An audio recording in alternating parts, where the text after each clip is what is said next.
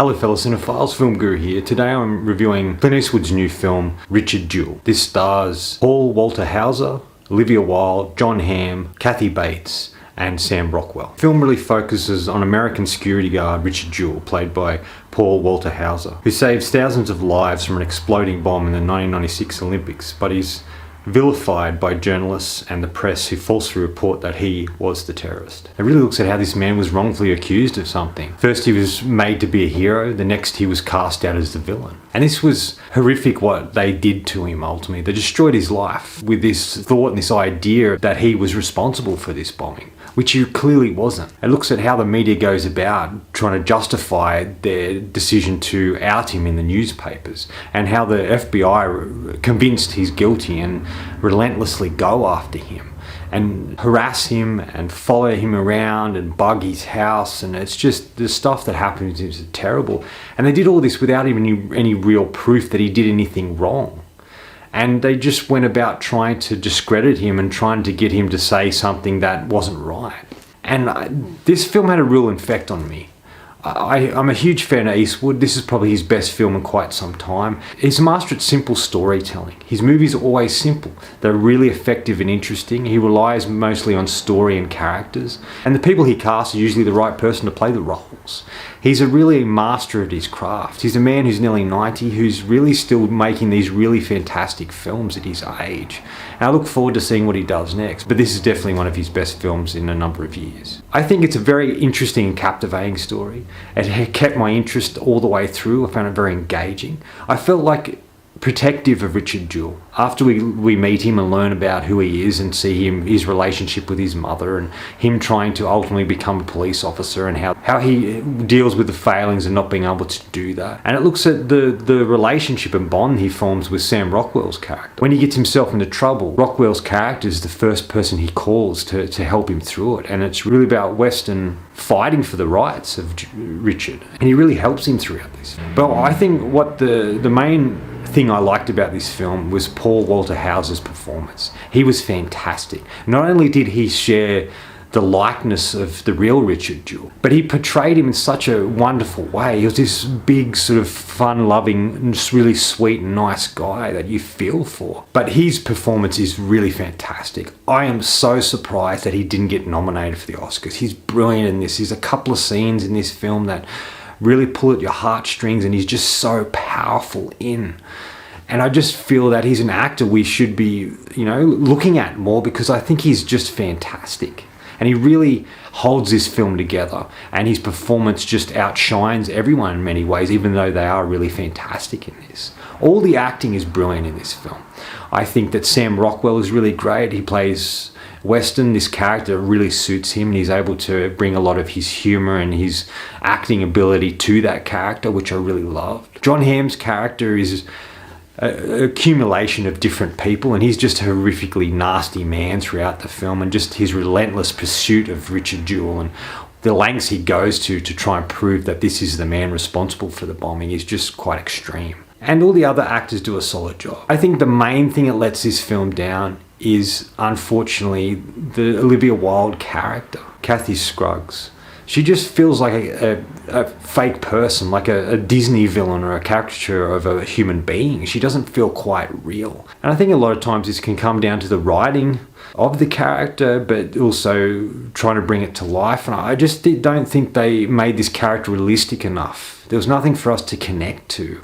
And she just seemed very nasty and mean to begin with. And there is a moment in the film where she realizes what she's done isn't quite right, and she has vilified Richard Jewell and casted like a dark shadow over him when he wasn't responsible for what they thought he was. And she sort of has a moment where she realizes she's done the wrong thing, but there's no moment she can redeem herself in the film. And she just feels a bit over the top. I just felt like they didn't quite get the character right. The interpretation of the character and the writing of the character didn't quite mesh together very well. And I think, unfortunately, that let this film down a little bit. But I don't think we can condemn a film just for this little mistake, even though the character isn't great. It's still a fantastic film and well made and well told. He's just really hit a home run with this film that he hadn't in the last couple of films he's done. I just really loved the whole experience with it. There's so many scenes that really stand out for me, and most of them revolving Paul Walter Hauser and just how he's trying to be respectful of these people in law enforcement because that's what he wants to be. But by doing that, that makes him look silly, and they degrade him a bit, and he really is a man out to prove himself. And you really feel for him because he's such a sweet and nice guy who's just been wrongfully accused of something. There's a moment, like throughout it he's very calm, but there's a moment with Rockwell's character where Rockwell sort of has a go at him. He said, "Why aren't you angry? Why aren't you as pissed off and annoyed at this whole circumstance as I am?" And he's like, "I am, but I don't express it the way you do." And there's this great moment where he just loses his temper. And this is the first time I've really seen this. He usually just takes everything on board, feels angry within inside himself, but he never expresses it until that moment. And it's a powerful moment to watch. He's absolutely fantastic in this scene. There's a couple other scenes that really stand out for me. One is when he's being interrogated by the FBI and he has to tell his story. He's with Watson, his lawyer, and they're sitting in the room and they start asking him questions. And then he has this moment where he starts to talk about how it's making him feel. How he used to see the seal of the FBI and the government and aspire to them, respect them. And then he doesn't quite know what to make of them anymore after what they've done to him. And he has this really great speech where he talks about what if the next security guard finds a package like he did and doesn't report it or doesn't do anything about it because they're fearful of the same thing happening to them that happened to Richard Jewell. And it's really poignant, this film. It looks at how Richard's really respectful of law enforcement and the government to begin with in the film, and that starts to break down for him as the film goes along, and he starts to see the truth about everything. And these moments are just really powerful throughout the film. The last one is one of the last scenes in the film is so powerful. It's Jewell and his lawyer Watson, and they're sitting in this cafe, and he just sort of breaks down, and just the way he does it, his performance in this is just extraordinary. And he should have been nominated for this film, in my opinion. He's just fantastic. But there's so many scenes throughout the film that are just really impactful and powerful. And there's moments where you feel for him, where the FBI do this sort of mock interrogation at the start that he's actually real, but he doesn't know, and they want him to sign this piece of paper. But he doesn't know if he should or not. And this scene is really intense and well done.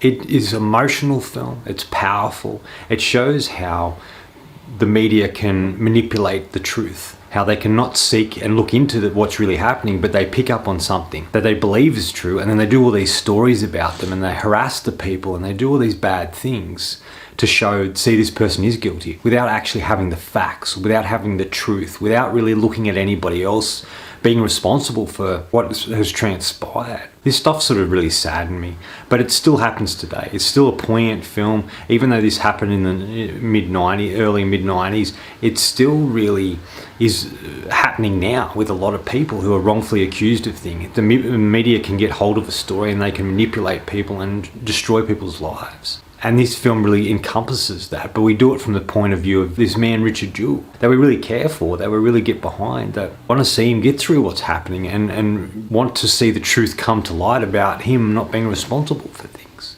Kathy Bates has a really great scene as well where she gets emotional talking about her son and what's happening for them and how they're feeling inside, how it's upsetting them and frustrating and saddening them. And it's a very powerful scene. I can see why she was nominated. It's captivating. It's a hard-hitting sort of story that's sad that these things happen, but shocking to know that they do.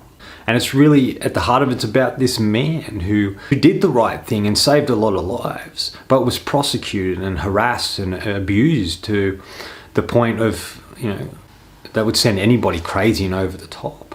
I'm going to give Richard Jewell 4.5 out of 5. I really enjoyed my experience.